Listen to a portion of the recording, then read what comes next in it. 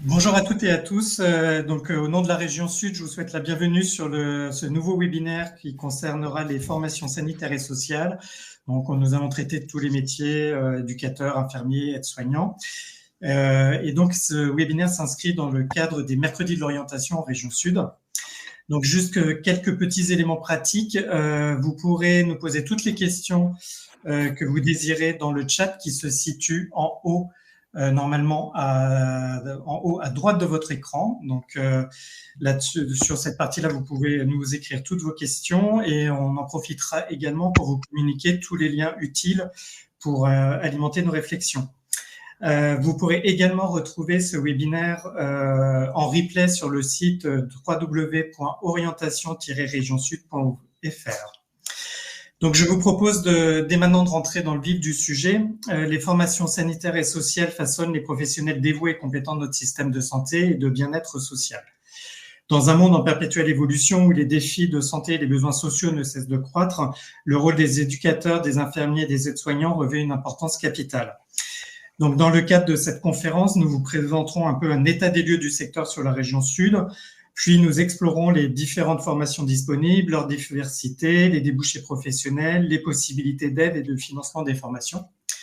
Donc, à ce titre, j'ai le plaisir d'accueillir avec moi Vincent Planck, qui est chargé de mission à la direction santé, formation sanitaire et sociale à la région Sud. Bonjour Vincent. Bonjour. Bonjour. Christophe Baillet, directeur des instituts La Blancarde au pôle européen, euro-méditerranée, de formation métier du soin, IFSI, IFAS, IPAF, IFPC. Bonjour Christophe. Bonjour. Et j'ai avec moi en ligne Paulo Lopez-Martins, qui est responsable de la formation éducateur spécialisé à l'ETIST, qui est la Haute École du Travail et de l'Intervention Sociale. Bonjour Paulo. Bonjour à tous. Je vous propose déjà de commencer avec vous, Vincent. Peut-être avoir un peu un état des lieux du secteur social et sanitaire en région Sud. Bonjour à tous. Donc, je m'appelle Vincent Planck. Je travaille au Conseil régional Provence-Alpes-Côte d'Azur, région Sud. Donc, je m'occupe des formations du secteur sanitaire et social. Alors, qu'entend-on par formation du secteur sanitaire et social? De quelle formation parle-t-on? Dans le domaine du soin, cela concerne les formations d'aides-soignants, les formations d'infirmiers, les formations d'ambulanciers, c'est celle qu'on connaît le plus. Dans le domaine de l'accompagnement éducatif et socio-éducatif, cela concerne les formations de moniteurs éducateurs, d'éducateurs spécialisés, d'assistants de service social ou encore la formation d'AES, accompagnant éducatif et social.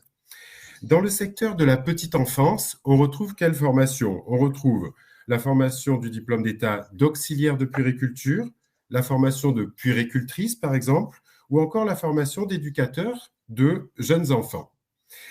Dans le secteur de la rééducation, on trouve plusieurs formations. Moi, j'en cite deux qui sont assez évocatrices. C'est celle de kiné et celle de podologue.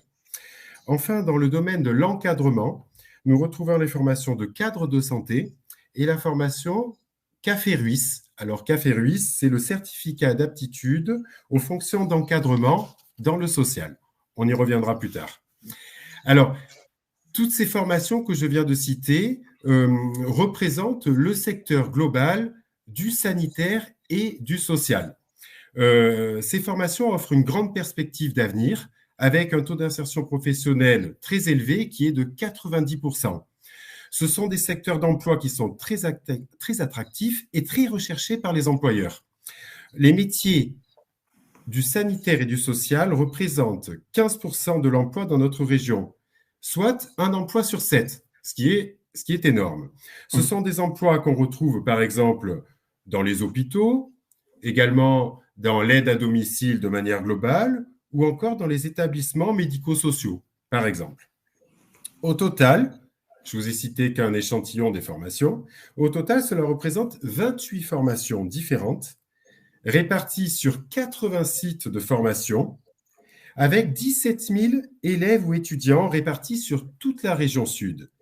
Alors, ça veut dire que les établissements, les 80 sites de formation s'étendent de Menton jusqu'à Avignon, en passant par Toulon, par Draguignan, par Marseille, encore par Briançon, par Martigues, Arles, Manosque, et on va jusqu'à Valréas. Donc, on couvre toute la région. Alors, ces formations, elles sont à la fois d'un niveau inférieur au bac, infra-bac, et également, on retrouve des formations qui sont post-bac, avec, dans ce cas, des passerelles qui sont facilitées avec l'université dans le cadre du LMD, licence, master, doctorat. Alors, les perspectives d'évolution de carrière sont facilitées. On peut prendre l'exemple d'un aide-soignant qui pourrait ensuite suivre la formation dans le cadre de son déroulement de carrière, la formation d'infirmier, pour ensuite, in fine, suivre la formation de cadre de santé. Dans le social, on peut prendre l'exemple d'évolution de carrière avec un moniteur éducateur qui pourrait suivre la formation d'éducateur spécialisé pour ensuite suivre la formation du café Ruisse dont j'ai parlé tout à l'heure comme fonction d'encadrement. Toutes ces formations sont réalisées en alternance, c'est-à-dire avec beaucoup de stages, autant d'heures de cours que de stages dans la plupart des formations. Même quand l'élève n'est pas en apprentissage, on parle de formation en alternance, car il y a beaucoup de stages et ce sont des formations qui sont pratiques. Les formations que je cite donc depuis tout à l'heure débouchent sur des diplômes d'État qui permettent de travailler sur l'ensemble du territoire et qui sont extrêmement recherchés. Enfin, dernier élément et qui a toute son importance, c'est que ces formations sont considérées comme étant gratuites pour les élèves. Alors, gratuites entre guillemets, c'est-à-dire que les élèves qui s'inscriraient sur ces formations-là n'ont rien à payer parce que c'est le conseil régional qui finance et qui paye ces formations. Donc, il y a certaines conditions qui sont requises pour la prise en charge des formations, mais dès qu'on est élève en continuité de parcours scolaire, la formation est payée et l'élève n'a rien à faire. Le conseil régional finance directement la formation auprès de l'Institut. Voilà, donc j'ai dressé un état des lieux global. Je reviendrai un petit peu plus tard pour vous évoquer les aides individuelles régionales qui sont proposées. Merci beaucoup Vincent pour ce panorama très détaillé des formations et des différents métiers qu'on peut retrouver sur la région Sud et qui concernent l'ensemble du secteur sanitaire et social. Je vous propose maintenant de faire quelques focus, entre autres avec vous Christophe. Bonjour Christophe, donc je rappelle que vous êtes directeur des instituts à la Blancarde pour l'Euro-Méditerranée de formation au métier du soin. Et peut-être nous parler un petit peu plus spécifiquement en fait des formations que vous proposez au sein de votre institut. Donc bonjour à tous. Jusque Savagnier, je suis directeur des instituts La Blancarde. Donc à l'IPSI La Blancarde, on propose la formation en soins infirmiers. Donc sur la région Aix-Marseille Université, vous avez 16 IPSI. Donc je fais partie du groupement des IPSI de Aix-Marseille Université. Ensuite, on propose la formation aide-soignante, soit en formation initiale, comme précédemment dit juste avant, prise en charge par la région, ou soit la formation aide-soignante en apprentissage. Donc là, j'ai 2 promotions, une promo première année, une promo deuxième année. Et ensuite, j'ai une promotion d'auxiliaire puériculture en initiale, donc financée par la région, et également 2 promotions d'auxiliaire de puériculture en apprentissage. Et en sachant que chez les étudiants infirmiers, on a également l'apprentissage qui est intégré dans la formation infirmière. Donc, on a à peu près 600 étudiants. La promotion infirmier sur la Blancarde, c'est 111 étudiants. Chez les aides-soignants, promotion initiale, j'ai 2 rentrées, puisqu'avant, il y avait une rentrée, mais maintenant, réglementairement, il y a une demande, surtout pour ouvrir le champ d'orientation, en particulier des gens qui se chercheraient encore au mois de septembre, et bien d'avoir une rentrée également en janvier, donc une rentrée en janvier, une rentrée en septembre, et donc 2 promotions de 60 élèves aides-soignants. Et ensuite, pour les auxiliaires de puériculture, une promotion en septembre de promotion initiale, et la rentrée des apprentis est en janvier, et la durée de formation est de 18 mois, pour que ça soit apprenti AS ou apprenti aide-soignant. Eh bien, on est sur une formation de 18 mois avec une rentrée en janvier. Bon, là, cette année, peut-être qu'elle va peut-être commencer en novembre afin de permettre aux gens qui seraient éventuellement recalés sur Parcoursup de pouvoir intégrer les formations en novembre, en tout cas pour les auxiliaires de puriculture. Après formation professionnelle continue, on a ce qu'on appelle la validation des acquis d'expérience et puis formation des professionnels de santé en général. Donc, c'est des gens, donc ça, je pense que c'est important. Je ne sais pas après si c'est partie d'une question future, des voies d'entrée pour être infirmier en passant par les différents passages. Alors, merci beaucoup Christophe pour ces premiers éclaircissements. J'ai peut-être deux petits points à voir avec vous justement sur la différence entre initial et apprentissage. Peut-être faire le distinguo quand vous parlez d'apprentissage, un petit peu quels peuvent être aussi les prérequis ou les attendus pour intégrer soit en apprentissage ou sinon directement en formation initiale. Alors, c'est important de parler en effet des prérequis et puis dans le mode d'organisation. Sur l'initial, il y a une sélection qui se fait par un courrier de motivation, par une lettre, éventuellement un projet professionnel et également un oral de motivation. Donc, suite à ça, après, il y a un classement et les meilleurs rentrent en IFAS. Et c'est une formation en alternance, des cours théoriques avec des stages. Cependant, pour la formation en apprentissage, les conditions d'entrée, c'est d'avoir été recruté par un employeur. Et dès l'instant où vous avez été recruté par un employeur, là, vous n'êtes plus dans le passage des sélections. Et là, vous communiquez, donc entre autres, nous, pour Aix-Marseille Université, la plupart sont en lien plutôt avec le CERFA, sauf peut-être la Croix-Rouge. Et en tout cas, vous adressez à un IFAS ou un IFAP qui fait de l'apprentissage. Suite à ça, vous précisez que vous avez un employeur et on vous met en lien avec les personnes concernées et vous intégrez éventuellement une promotion d'apprenti. Le différentiel, c'est que vous êtes chez l'employeur avec des périodes employeurs et des périodes cours théoriques. Par contre, il y a également des stages en dehors de chez l'employeur qui correspondent à peu près à la moitié des stages, puisqu'il y a des compétences à acquérir sur d'autres secteurs. Si je fais l'exemple, par exemple, des auxiliaires en crèche, il faut les envoyer également en pédiatrie ou en maternité ou dans le secteur du handicap. Voilà. Après, selon les bacs, la différence, par contre, bon, pas pour les infirmiers, mais pour les ASAP, vous avez des allègements en fonction des diplômes antérieurs. Entre autres, par exemple, pour les AP, principalement, on a les CAP petite enfance, où il y a des allègements, avec les bacs ASSP. Et vous avez chez les AS également les bacs ASSP qui ont des gros allègements également sur la formation d'aide-soignant. Donc, ces personnes vont être un peu plus chez l'employeur. Et s'ils sont en formation initiale, eh bien, ils vont avoir davantage de temps libre. D'accord. Et donc, ces formations en apprentissage sont ouvertes dans le cadre de Parcoursup? Non. Non, d'accord. Non, pas en fin de compte, comme précisé avant par Vincent Planck, certaines formations les formations sur Parcoursup sont les formations post-bac. Alors que les formations SAP, c'est vrai que je ne l'ai pas dit dans les prérequis, c'est qu'il peut y avoir des gens qui n'ont aucun diplôme. D'accord, voilà. Qui n'ont pas le bac. C'est quelqu'un qui a échoué dans le bac où il y a un doute, aujourd'hui, qui fait Parcoursup, par exemple, pour être infirmier, je vais lui conseiller également de faire le concours aide-soignant ou auxiliaire de puriculture. Très bien. Et après, il y a des passerelles, enfin, je vais un peu plus loin dans l'approche, mais il y a des passerelles, par exemple, ensuite, pour passer d'aide-soignant à infirmier? Et bien là, du coup, de ce fait, on va parler de l'entrée en IPSI avec les prérequis. Et là, donc, il y a 3 types d'entrée. Il y a l'entrée par Parcoursup pour les bacheliers. Donc là, tout type de bac, en sachant que malgré tout, les bacs qui sont les plus pris dans les pourcentages sont plutôt les bacs généraux et les bacs technologiques.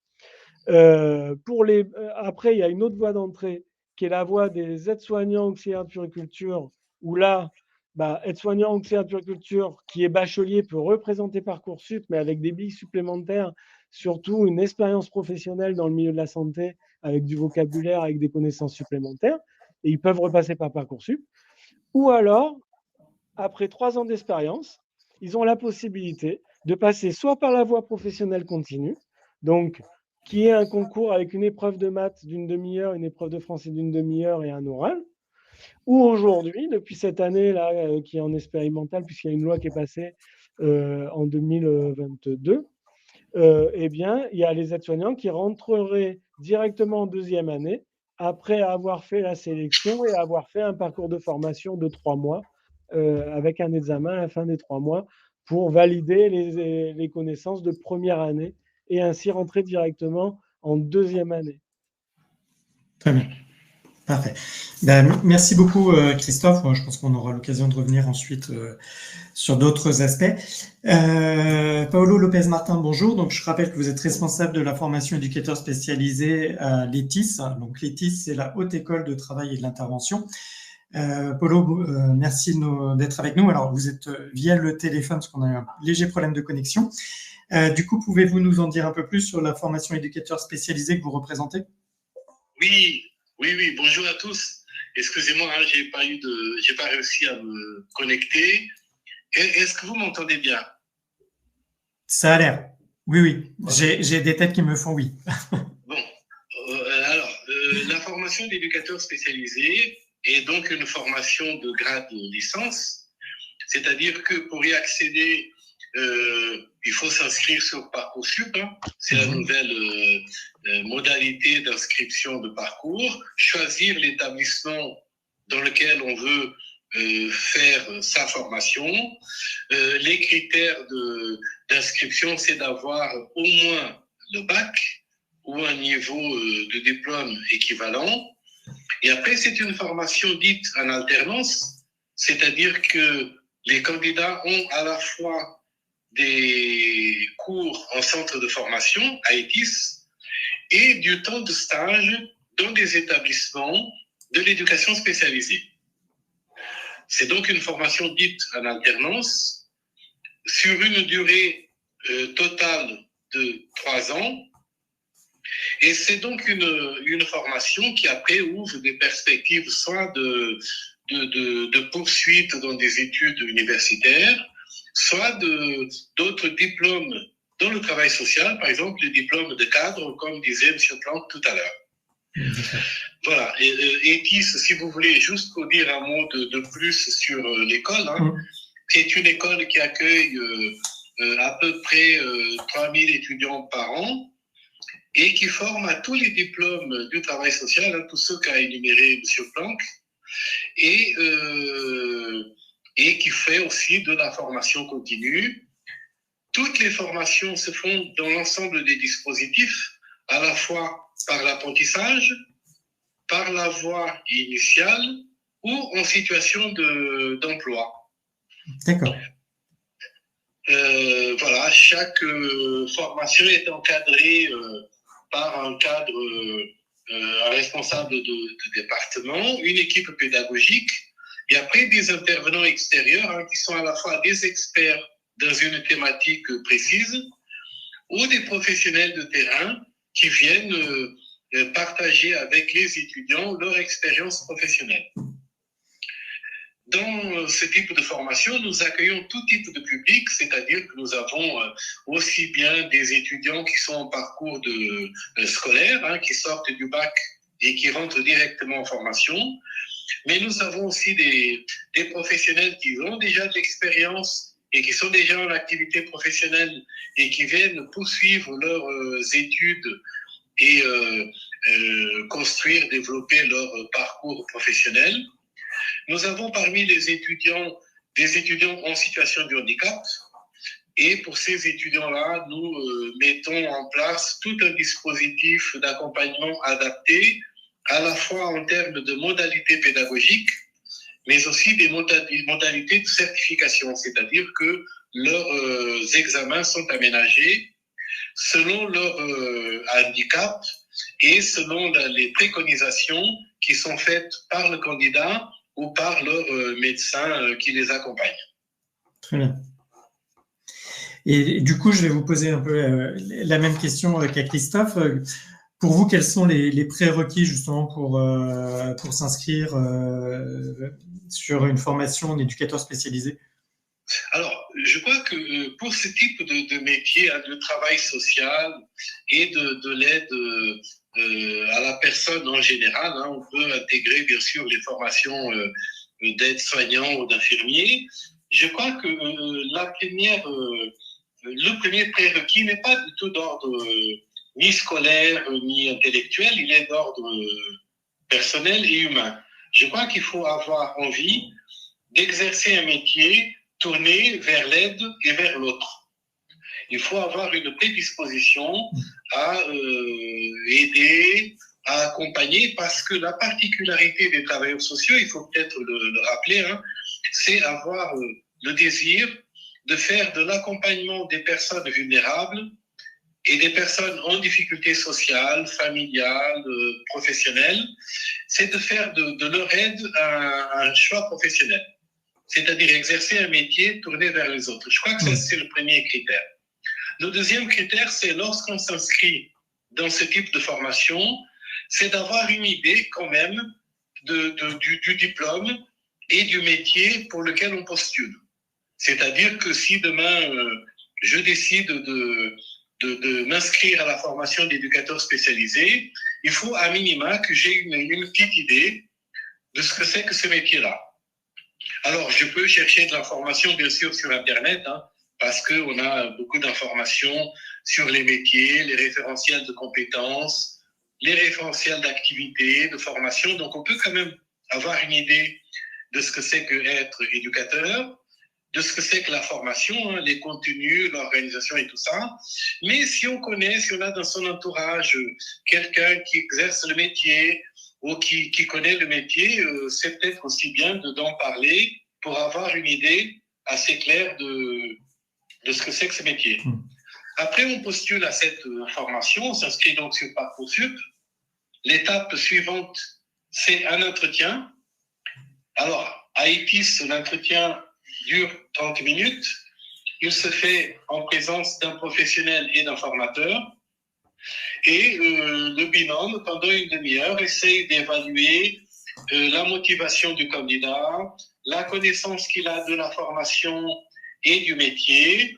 Et après, si vous voulez, comme pour chaque centre de formation, nous avons un quota d'étudiants par année, et ben les 50, par exemple à EPIS, c'est 55 étudiants qui démarrent chaque année la promotion d'éducateurs spécialisés par la voie initiale, hein, parce qu'après, il y a aussi le dispositif d'apprentissage. Voilà, les étudiants, les candidats qui ont eu les meilleurs résultats à l'entretien de positionnement, et ben, intègrent la formation à la rentrée de septembre. Très bien. Alors, si on n'a pas forcément dans ses connaissances ou dans son environnement proche des personnes qui sont dans les secteurs sanitaires et sociaux, est-ce qu'il y a d'autres moyens d'avoir de l'information? Alors, je pense par exemple à des journées portes ouvertes. Est-ce que vous participez à des salons pour pouvoir renseigner aussi les jeunes ou que les jeunes puissent aller chercher de l'information? Absolument. Excusez-moi, j'ai oublié cet élément-là qui est un élément important. Oui. Alors, les journées portes ouvertes, nous les avons déjà faites à EPIS samedi dernier. Non, pas samedi dernier, l'avant-dernier. Mais nous participons aussi au salon comme le salon de l'étudiant, Studirama. Mais dans le pire des cas, en tout cas dans la dernière possibilité qu'ont les candidats, c'est d'aller sur le site internet de EPIS. Et nous avons des numéros de téléphone. Et si un candidat m'appelle pour des informations, je peux aussi l'aider, l'orienter et même trouver des ressources qui pourront l'accompagner pour visiter un établissement, rencontrer un professionnel. Vous voyez, il n'y a pas de... En général, nous essayons d'apporter aux personnes les informations dont ils ont besoin, s'ils nous contactent, bien entendu. Bien sûr. Donc, je vais pouvoir mettre le lien dans le chat, alors. Oui. Très bien. Tout à fait. Et vous, je vous tourne la même question, Christophe, côté la Blancarde. Est-ce que vous faites des journées portes ouvertes Donc, côté de la Blancarde, on a une journée porte ouverte qui est peut-être un peu tardive parce que, en fin de compte, c'est porte ouverte et à la fois une journée tournée autour de la santé, d'éducation à la santé. On appelle ça les ateliers de la santé. Donc, ça aura lieu le 29 mars. Cependant, j'interviens dans divers lycées. je reçois les lycéens que j'intègre dans les promotions. Donc là, encore hier, j'avais des lycéens intégrés dans la promotion. La semaine dernière, j'avais des lycéens. La semaine prochaine, j'ai encore 40 lycéens que j'intègre dans la promotion quelques jours et qui permettent de voir comment se passent les études et qui permet aussi qu'ils posent leurs questions. Et là, sur les IFSI, on est un peu en train de travailler sur le sujet des cordées de la réussite pour le futur. Mais après, la majorité des IFSI, parce que rien que sur Marseille, on est à 7 IFSI, la majorité des IFSI sont en lien avec des lycées et à la demande des lycées, on intervient dans les forums de l'emploi. Demain matin, je suis à un forum de l'emploi également. Donc, on intervient surtout à la demande des établissements, parce qu'il y a tellement d'établissements, c'est vrai que puis on est tellement d'instituts de formation qu'on fait à la demande. D'accord. Et d'ailleurs, à ce titre, il y a une question alors, bon, qui est un peu plus éloignée, mais est-ce que des stages peuvent être proposés aux secondes dans les stages obligatoires de 2 semaines en juin? Alors, je ne sais pas si vous pouvez prendre en tant qu'établissement des secondes pour présenter. Alors, c'est peut-être une piste de réflexion à mener, mais là, c'est peut-être plus dans les instances au niveau du rectorat. Mais est-ce que, par exemple, ça pourrait être de transformer le stage en rencontrant justement d'autres étudiants, des professionnels du secteur, ou est-ce que vous pourriez avoir des contacts avec des établissements qui prendraient en fait des stagiaires de seconde? Actuellement, vous avez des établissements qui prennent. Après, c'est vrai que le fait que ça soit des personnes mineures, on peut avoir des hôpitaux qui soient un peu réticents, mais il y a toujours des structures. Ouais. Et après, moi, tous les ans, j'ai des stages de seconde, j'ai même des stages de troisième qui viennent en stage à l'IFSI et que j'intègre dans les séances de travaux pratiques et que j'intègre éventuellement. Là, par exemple, la semaine dernière, les lycéens, je les ai intégrés en salle de simulation sur le massage cardiaque. Hier, c'était un cours sur l'infirmière des urgences. Hier matin, c'était avec les auxiliaires de puériculture et faire découvrir les différents métiers. Donc après, là, je parle que pour ma paroisse. Par contre, tous les IFSI peut-être ne le proposent pas. Mais en tout cas, ça se fait. Très bien. Et de votre côté, Paulo? Vous voulez que je dise Est-ce que vous proposez-vous au niveau de l'étiste des stages de seconde, par exemple, ou est-ce que vous avez des établissements qui sont capables, avec qui vous travaillez, qui prennent des stagiaires en seconde pour le fameux stage de 2 semaines qui a été mis en place par le gouvernement cette année? Et oui, il y a des établissements qui accueillent des stagiaires, qui intègrent. Même nous pouvons les accompagner parce que nous avons tout un réseau d'établissements et nous pouvons accompagner les stagiaires à intégrer des établissements. Et ce que dit Christophe me fait penser que, bien sûr, il y a aussi de l'information que nous faisons au niveau des lycées professionnels qui nous invitent à faire rencontrer les étudiants en général en seconde, ou en terminale, lorsqu'il s'agit de choisir une orientation professionnelle. En général, nous intervenons pour présenter des formations de travail social, pour ce qui me concerne. Très bien, merci beaucoup. On a une autre question. Est-ce que la première ST2S est un plus pour obtenir une formation post-bac dans le secteur sanitaire et social? Et écoutez, si je peux répondre à cette question. Quelqu'un qui aura choisi ce type de cursus scolaire témoigne déjà d'un intérêt, si vous voulez, pour le social ou le sanitaire. Donc, c'est en plus dans le sens où il va sans doute rencontrer des thématiques, une terminologie qui lui sera déjà plus familière. Mais si vous voulez, après, en termes de formation, je ne sais pas s'il y a vraiment un avantage particulier. Vous voyez, en tout cas, c'est un élément qui indique, qui dit quelque chose de la motivation et de l'intérêt du candidat pour ce secteur d'activité. Très bien. Christophe, vous avez abondé en ce sens? Non. Non, dans un sens beaucoup plus tranché. C'est-à-dire, selon les régions, il faut savoir que Parcoursup, après, j'ai la particularité d'être également président de la commission des vœux de Parcoursup. Très bien. Et en fait, la commission des vœux, chaque année, émet des critères des points en fonction de certains critères. Et entre autres, le bac ST2S est valorisé quasiment autant que les bacs généraux. Déjà, il est valorisé rien que par la grille, puisque bon, je n'ai pas présenté les éléments qui permettent de sélectionner dans Parcoursup, mais il y a des éléments qui sont la connaissance du secteur, le vocabulaire, l'attrait pour le secteur, exactement comme mon collègue pour le social. Et en fait, par le biais du ST2S, d'emblée, souvent, ils ont fait des stages, ils ont abordé la thématique. Et en fait, cette première notation sert pour éviter les ruptures. Et le ST2S, il connaît déjà les contraintes du secteur, en tout cas sanitaire. Sans rentrer dans le détail, c'est vrai que les éléments de la grille et les éléments d'interprétation et d'évaluation doivent forcément intéresser et les lycéens et les parents. Christophe, est-ce que vous pourriez nous en dire un petit peu plus là-dessus ? Oui. Après, après, souvent, ils ont les éléments principaux. Par contre, je me retourne juste pour prendre du coup les éléments papier. En fait, quand vous regardez les attendus de Parcoursup, ce qui est évalué, parce que la différence avec le social, c'est qu'on n'est pas autorisé à faire les oraux sur Parcoursup. Malgré la demande de notre secteur, les oraux ne sont pas autorisés. Donc, c'est encore, je vais dire que sur le secteur social, on va pouvoir aller chercher les informations dans les éléments, les dires du candidat. Nous, on n'a que l'élément du lycée, le courrier de motivation, simplement.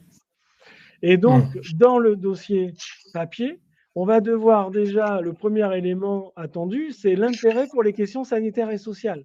Donc, d'emblée, un bac ST2S va l'avoir. Et c'est une des raisons pour lesquelles aussi, quand je me déplace dans les écoles, je vais conseiller en parallèle de l'IFSI de faire une demande de participer aux sélections également aides-soignantes qui sont financées par la région, parce que d'emblée, il y a des critères parmi la formation aide-soignante qui vont peut-être compenser les points perdus dans Parcoursup l'année du bac.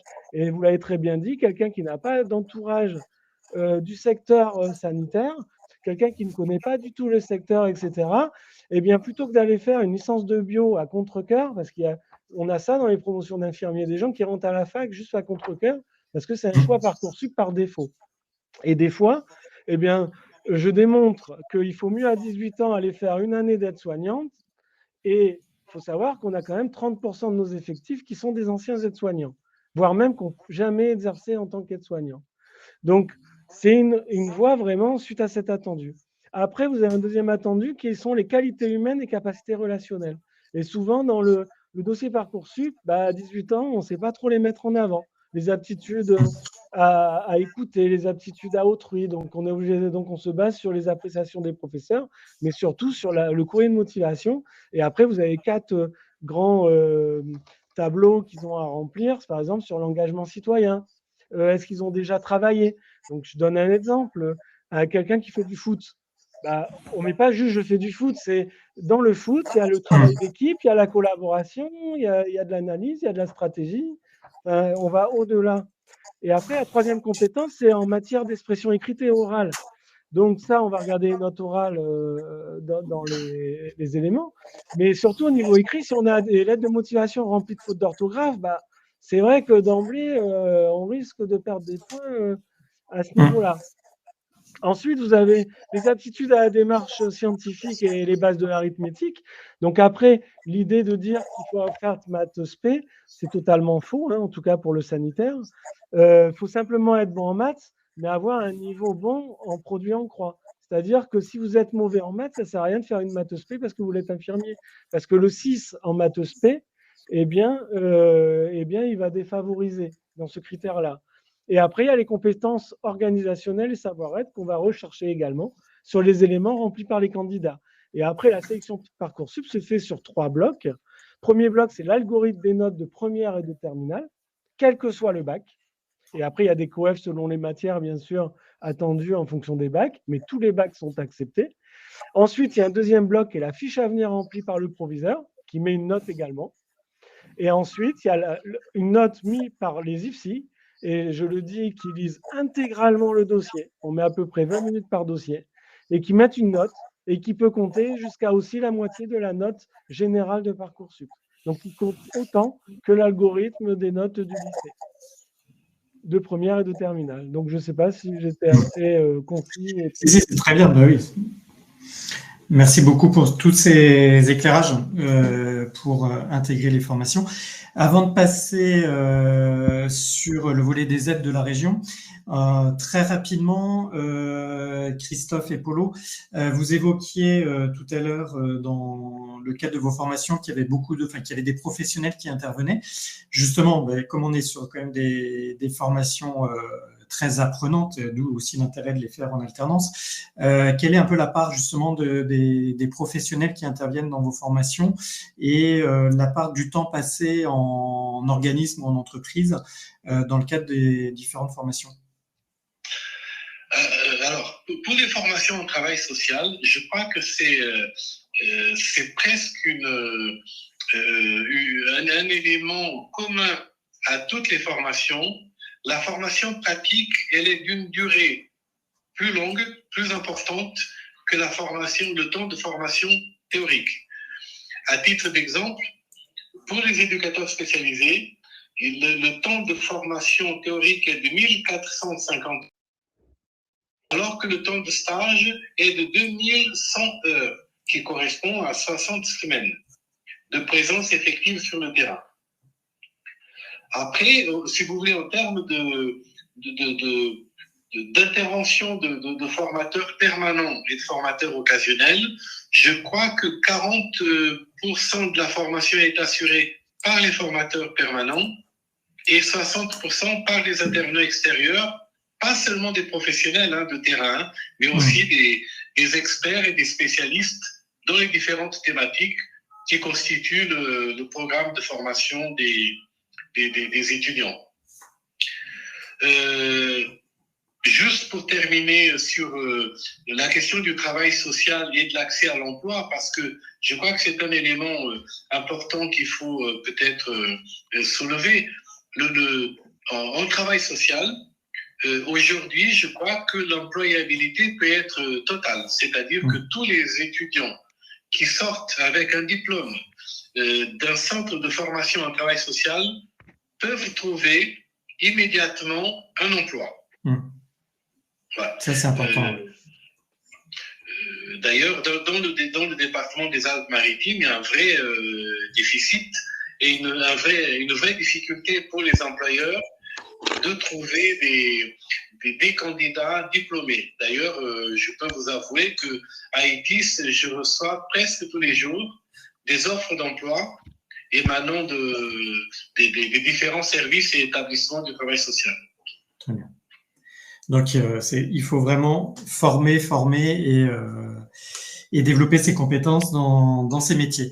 De votre côté, Christophe, sur… Donc moi, pour le sanitaire, donc d'abord, sur la partie employabilité, c'est exactement pareil. Les étudiants, dès le mois de mai, ont déjà des contrats quasiment signés sur la sortie d'école. D'ailleurs, là, on fait un forum de l'emploi. Maintenant, la tendance est inversée. On a les établissements qui viennent sur un quart d'heure présenter leurs établissements. Et l'après-midi, ils reçoivent les étudiants l'entretien pour déjà prévoir l'embauche du mois de juillet. Donc ça, on fait ça, c'est le 14 mars. Donc sur la notion d'employabilité, le sanitaire et le social, de toute manière. Et en plus, il y a des passages d'un côté et de l'autre. Moi, par exemple, je suis infirmier, cadre de santé, et j'ai fait mon cadet, donc je suis directeur du secteur social. Ensuite, pour ce que vous parliez des enseignements, on est sur du 50-50. Et après, les interventions, donc chez les aides-soignants, il y a beaucoup d'interventions de la part des formateurs qui sont l'ensemble de l'équipe est infirmière, au minimum avec des spécialités. Et après, vous avez des intervenants en fonction de l'expertise. Donc là, je sais pas, ce matin, on avait les chiens d'aveugle pour le handicap. On a des médecins qui viennent, des infirmiers pratiques avancés. Dans la formation aide-soignant, maintenant, on a du travail, du lien avec les éducateurs, puisqu'il y a de plus en plus d'aides-soignants dans le secteur éducatif, en lien avec même les AES, il y a des modules communs. Donc, en fait, on a des éducateurs qui viennent également. D'ailleurs, j'ai un partenariat aussi avec l'IRTS là-dessus, où eux interviennent sur le social et nous sur le sanitaire, s'il y a besoin sur l'IRTS. Et puis, Après, les différents projets, les stages, hein, c'est sur l'ensemble des établissements sanitaires et sociaux, puisqu'on a intégré également les établissements sociaux parmi les stages, puisqu'il y a du handicap, et puis la psychiatrie et l'aspect social de la profession. Après, juste un élément peut-être en lien avec peut-être l'introduction qu'il y avait eu sur la gratuité. Attention, quand vous demandez les IFSI, il faut bien les voir, dont l'IFSI La Blancarde. Vous avez des IFSI où il y a une partie contribution forfaitaire, les IFSI privés. Il est interdit pour les IFSI publics qui sont pris à charge à 100%. Cependant, sur les établissements privés, vous pouvez avoir une contribution forfaitaire, bon, qui n'est pas de grande hauteur. On est entre, bon, nous, on est à 800 € sur la région PACA, mais ailleurs, on est à peu près entre 1 200 et 1 500 € en formation. Après, il y a de l'écho. Ensuite, il y a un élément peut-être important par rapport à ce que j'ai donné sur les critères Parcoursup. Moi, les prépas, parce que je les ai vus au salon de l'étudiant, je suis un peu opposé aux préparations au concours Parcoursup, parce que selon les critères, à aucun moment une prépa pourra vous permettre de dire que la personne rentrera en formation infirmière. Entre autres, on l'a avec la région pour la formation AS-AP. Par contre, c'est dommage, elle est très peu utilisée par les établissements. On ne fait pas assez peut-être de lien avec les établissements scolaires, c'est-à-dire quelqu'un qui a besoin d'une mise à niveau et rentrer en formation sanitaire. On ne le fait pas assez. Par contre, pour les infirmiers, étant donné ce que j'ai présenté, où la moitié sont sur l'algorithme des notes, ça veut dire qu'à aucun moment, on peut dire à quelqu'un qui rentrera infirmier après une prépa qui coûte cher. Souvent, on est sur les 2 000, 3 000 €. Donc, moi, j'encourage plutôt à aller vers une formation d'aide-soignant, d'intégrer le métier de soignant par le biais de la formation financée par la région pour éventuellement, après, avoir une continuité de carrière vers infirmier. Ça, je pense que c'est important de le préciser, que ça ne sert à rien d'aller payer 3 000 € de préparation si c'est parce que votre enfant a un bulletin scolaire limité. Il faut mieux aller vers aide-soignant. Et après, tout ce que j'ai dit dans les critères, eh bien, vous l'aurez dans le métier d'aide-soignant. Et en plus, il aura des éléments de preuve, communication relationnelle, il aura ses rapports de stage, il connaîtra le métier, il connaîtra les contraintes, il aura tous les points nécessaires pour. Très bien, merci beaucoup Christophe. Et donc pour terminer, Vincent, sur justement les aides de la région. Oui, alors comme je vous l'indiquais tout à l'heure, les formations sont prises en charge par le conseil régional. Bon, on vient d'en parler. En plus de cela, tout comme les étudiants à l'université, les étudiants peuvent bénéficier de bourses sur critères sociaux. Dans le secteur sanitaire et social, les élèves peuvent également bénéficier de bourses ou d'aides individuelles versées par le conseil régional. Alors, il en existe plusieurs. Il existe, par exemple, de la région sud, comme le Pass Santé, avec la prise en charge de prestations médicales. Il existe également le Pass Mutuel, qui correspond à une aide financière versée pour payer une partie de sa mutuelle. Il existe également la carte ZOO pour les déplacements sur le territoire régional. Je ne vais pas toutes vous les lister, mais je vais parler également de 2 autres aides volontaristes du conseil régional qui portent spécifiquement sur notre secteur, à savoir le kit premier équipement avec le financement d'un pack de tenues professionnelles pour les étudiants et les élèves, ou encore l'aide majeure de promotion. C'est l'aide majeure de promo qui correspond à 400 € pour chaque major de promo sur chaque formation. Bon, toutes ces aides sont indiquées sur une plateforme unique sur le site de maregionsud.fr à l'onglet Aide qui se trouve tout en haut sur la page d'accueil, dont nous allons vous envoyer le lien sur le chat. En cas de question, ma collègue Martine Martin, qui est spécialiste des aides individuelles, pourra vous répondre. Elle participe également au chat, donc n'hésitez pas. Tout à fait. Et moi, je vous ai également mis dans le chat des liens pour consulter les journées portes ouvertes sur le site de Orientation Région Sud, sur lesquels vous pouvez retrouver aussi bien le guide post-bac, les différents moteurs de recherche de formation et autres. Donc, n'hésitez surtout pas à abuser de l'ensemble de ces sites qui sont à votre disposition. On peut peut-être préciser que les aides sont selon les régions, par contre. On a Oui. la chance d'être dans une région généreuse avec les étudiants, par contre. C'est-à-dire, par exemple, si je prends les indemnités de déplacement, on est la jalousée de toutes les autres régions. On est la seule région où, pour les aides-soignants, il a été mis en place les indemnités de stage. Donc, vous avez choisi la bonne région et vous habitez dans la bonne région. Voilà, c'est ça.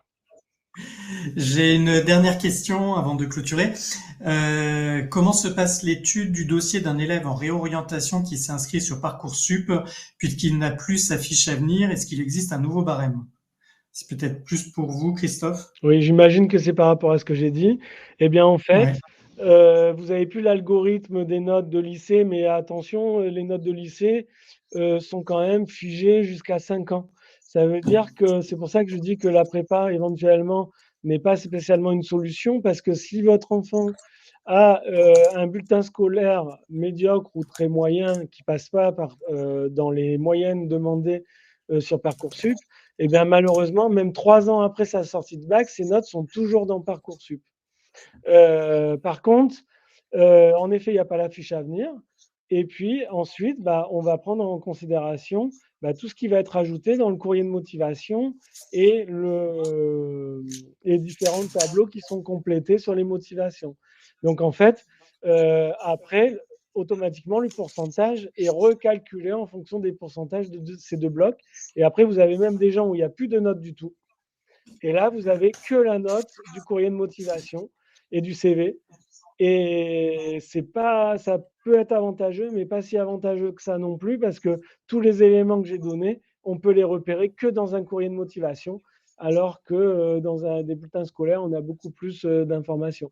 Et dans ces cas-là, après, avec le temps, la voie formation professionnelle continue, qui est 3 ans de cotisation sociale et qui permet d'entrer en institut de formation après avoir une expérience professionnelle. Juste pour comparer quand même les deux, Parcoursup, 8000 demandes, moi par exemple, pour 60 places à la Blancarde. Et si je prends FPC, eh bien, on avait 40 places pour à peu près 50 candidats. D'accord. Parfait. Je vous remercie pour l'ensemble de ces interventions. Je vous rappelle également un événement qui se tiendra le 17 avril au Parc Chano, qui s'appelle le Salon Jeunes d'Avenir, qui est en partenariat avec la région Sud, sur lequel il y aura un pavillon justement médico-social et sanitaire, sur lequel vous retrouverez aussi des entreprises et des recruteurs. Donc pour celles et ceux qui recherchent aussi une alternance pour la rentrée de septembre, vous aurez des offres qui seront proposées directement sur ce salon le 17 avril au Parc Chano. Vincent, Polo et Christophe, vraiment un grand merci à vous trois pour vos interventions. Le prochain webinaire se tiendra le 20 avril et parlera justement de l'apprentissage. Donc vous trouverez également le lien sur www.orientation-regionsud.fr et bien entendu, dès demain, vous pourrez également retrouver le replay de ce webinaire. Je vous remercie toutes et tous et je vous souhaite une excellente soirée. Merci beaucoup, à bientôt. Merci à vous. Merci à vous. Merci, au revoir. Au revoir, bonne soirée.